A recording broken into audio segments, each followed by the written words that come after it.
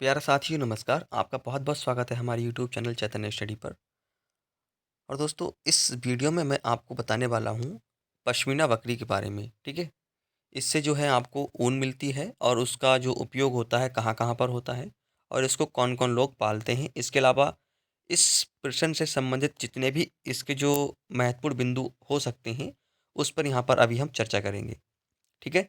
उम्मीद करते हैं कि इससे सीटेट में 1 प्रश्न जो है यहाँ से 1 या 2 प्रश्न इस पॉइंट से जो है उठ जाते हैं कि पश्मीना शाल कहाँ पर बनती है या फिर कहाँ पर बनाई जाती है या फिर इसको कौन-कौन जो जाति होती हैं वह इसको पालती हैं। चलिए दोस्तों शुरू करते हैं। देखिए, दुनिया में मशहूर पश्मीना माना जाता है कि एक पश्मीना शाल में 6 स्वेटरों के बराबर गर्मी होती है। इतनी गर्मी पर मोटी बिल्कुल नहीं। यह पश्मीना बनता है पहाड़ी बकरियों की एक खास नस्ल से जो लगभग 5,000 मीटर की ऊंचाई पर रह सकती हैं। यहाँ सर्दियों में जो तापमान है 0 डिग्री सेंटीग्रेड से भी बहुत कम यानी कि -40 डिग्री सेंटीग्रेड तक चला जाता है। और इतनी सर्दी से बचने के लिए बकरियों के शरीर पर बहुत ही बारीक और नरम नरम बाल उग आते हैं जो कि गर्मियों में झड़ जाते हैं। ये बाल बहुत ही पतले होते हैं, इतने पतले कि बकरी के 6 बाल मिलाकर तुम्हारे सिर के एक बाल की मोटाई के बराबर होंगे। यानी कि हमारे सिर का जो एक बाल है वह उस बकरी के 6 बाल होंगे, यानी कि उसका जो बाल होता है वह इतना पतला होता है। इसलिए पश्मीना शालों को मशीनों द्वारा नहीं बुना जा सकता। इनकी बुनाई हाथों से करने के लिए खास बुनकर होते हैं। और अगर एक बुनकर 250 घंटे बुनाई करे तब जाकर एक साधारण पश्मीना शाल तैयार होती है। देखिए बहुत ही महत्वपूर्ण पॉइंट है कि कितने बुनकर जो हैं इसको बनाते हैं, ठीक है? वो अलग बात है। लेकिन यहाँ पर इसके अंदर टाइमिंग दे रखी है कि एक बुनकर जो है 250 घंटे मेहनत करे इस पर तब जाकर एक पश्मीना शाल तैयार होती है। और इतनी मेहनत सोचो अगर डिजाइन वाली शाल बुननी हो तो कितने दिन लगेंगे।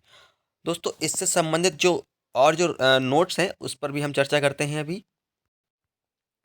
देखिए मैंने आपको बताया कि यह जो बकरी है लेह लद्दाख में पाई जाती है। और यहाँ पर देखिए लद्दाख में जो और प्रश्न है, ठीक है, लद्दाख से संबंधित जो और प्रश्न आपके आ सकते हैं सी टेट में उस पर भी हम चर्चा करते हैं। देखिएगा कि लद्दाख में बहुत कम वर्षा होती है। यहाँ घरों की निचली मंजिल पर खिड़की नहीं होती और निचली मंजिल जो होती है जानवरों के लिए होती है। छत बनाने के लिए पेड़ के मोटे तने प्रयोग किए जाते हैं और छतें जो होती हैं यहाँ की समतल होती हैं। यहाँ के घर पत्थरों को काटकर एक के ऊपर एक रखकर बनाए जाते हैं। उस पर मिट्टी व चूने की पुताई की जाती है। यहाँ 5,000 मीटर की ऊंचाई पर एक सुनसान और पथरीला व मैदानी इलाका है जिसे चांग थांग कहते हैं। यहाँ पर चांगपा घुमंतू लोग रहते हैं, ठीक है। इस बहुत ही महत्वपूर्ण बात है ये कि चांगपा घुमंतू लोग कहाँ रहते हैं तो लद्दाख में। चांगपा घुमंतू लोग हैं। चांगपा खास तरह की बकरी पालते हैं जिनके बालों से दुनिया की मशहूर पश्मीना ऊन मिलती है। पश्मीना शाल 6 स्वेटरों के बराबर गर्मी देती है। ये लोग अपना सामान घोड़ों व याक पर लादकर घूमते हैं।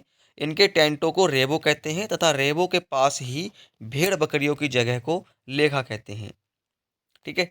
इसमें आगे बोला है कि एक पश्मीना शाल को बनाने में 250 घंटे लगते हैं, यानी कि एक बुनकर जो है इसको 250 घंटे में तैयार करता है। और देखिए यहाँ पर लद्दाख में माँ को आमाले और पिता को आवाले कहते हैं। अब दोस्तों इसके प्रश्न पर चलते हैं हम। प्रश्न है कि एक पश्मीना शाल लगभग, यहाँ पर देखिए स्पेस है, साधारण स्वेटरों के बराबर गर्मी होती है तथा एक साधारण पश्मीना शाल को बुनने हेतु फिर स्पेस है घंटों का समय लगता है। दोस्तों इसका सही विकल्प है 6 6,250, यानी कि एक पश्मीना शाल जो होती है लगभग 6 साधारण स्वेटरों के बराबर गर्म होती है और इसको बनाने में लगभग एक बुनकर जो है इसको 250 घंटों में तैयार करता है। दोस्तों ये रहा इसका प्रश्न। और ये रही आपकी पश्मीना बकरी, ठीक है।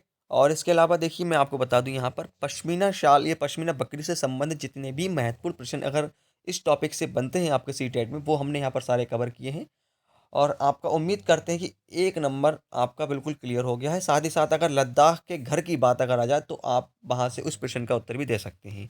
इसी प्रकार के और प्रश्नों का जवाब आप पाने के लिए हमारे चैनल पर बने रहें। साथ ही साथ अन्य जो रिलेटेड टॉपिक होंगे ईबीएस से वो हम आपको आपके समक्ष लेकर के आएंगे। आप चैनल को सब्सक्राइब कर लें।